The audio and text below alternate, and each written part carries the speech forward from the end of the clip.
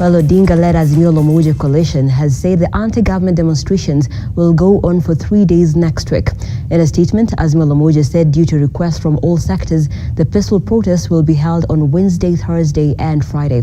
Henry Tende in our reports. The standoff between the opposition and President Ruto's regime continues to grow stronger without a clear indication when the two will put their differences aside for the sake of the nation.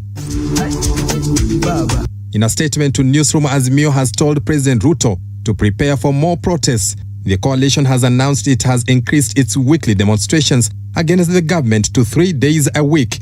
Odinga's team says it will be holding demonstrations on Wednesdays, Thursdays and Fridays starting from next week. Na tunauliza hii mambo yote ya kupamba vita kwa Wakenya ikome. Kodi yetu sio ya kutuua, iwe ni ya kutuangalia. Na hii mambo tunatetea.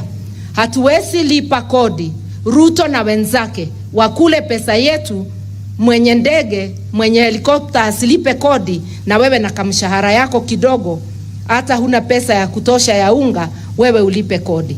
Odinga and his troop continue to blame President Ruto's administration for ignoring their demands, especially on reconstitution of the IEBC and the prevailing high cost of living. Azimio now says weekly demonstrations will only stop if the government commits to discussing ways of addressing their demands. We believe in peaceful demonstrations. Wale waliharibu ni wale wanakuja kupiga watu risasi. Pale Mlolongo, kiini cha mambo yote hayo ni kwamba kijana anaitwa Dennis alikuwa kwa pikipiki, alipigwa risasi. Wednesday demonstrations were perhaps the ugliest in recent past, with scenes of demonstrators who embarked on destruction of properties still fresh.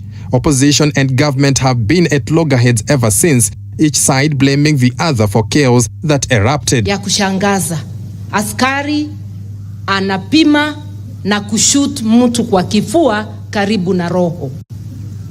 Wale hawakufariki, ni bahati ya Mungu, risasi ikatokea badala ya kundunga moyo. The killing of the demonstrators has now caught the eye of the United Nations human rights defender.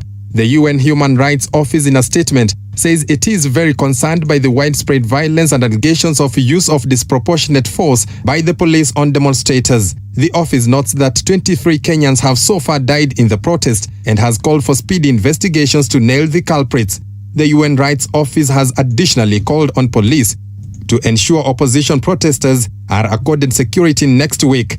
The office has furthermore appealed to President Ruto and Odinga to put aside their differences and find a solution to the stalemate in the country. Other stakeholders have also weighed in on the matter. The Association of Bishops and the Muslim Council now want the two leaders to have the interest of the country at heart and have a dialogue on how to end their differences. Henry Tende, Look Up TV.